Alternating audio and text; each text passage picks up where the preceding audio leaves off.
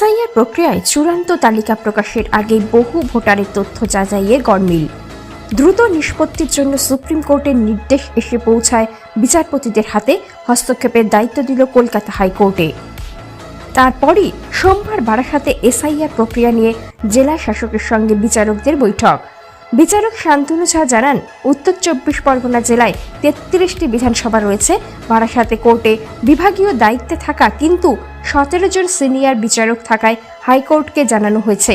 High court যেভাবে বলবেন সেইভাবে নথি পুনরায় যাচাই ও নিষ্পত্তি করা হবে, জানালেন উত্তর 24 পরগনা জেলা আদালতের মুখ্য বিচারক শান্তনু ঝা। ব্যুরো রিপোর্ট, আমডাঙ্গা বার্তা।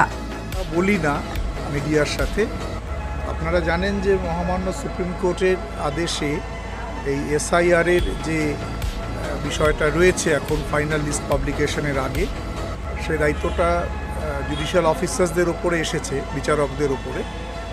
তো সেটা নিয়েই ভিসি হচ্ছিল যে পোর্টালটা হবে সেটা কিভাবে কাজ করবে, টেকনিক্যাল অ্যাসপেক্টস।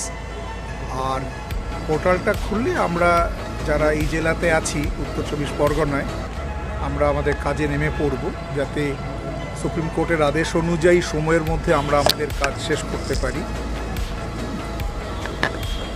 আর কিছু শেষমেশ বিচার ব্যবস্থা কি এসআর প্রক্রিয়ার মধ্যে হস্তক্ষেপ করতে হবে? না, হস্তক্ষেপের প্রশ্ন নয়, এটা একটা দায়িত্ব মহামান্য সুপ্রিম কোর্ট আমাদের দিয়েছেন।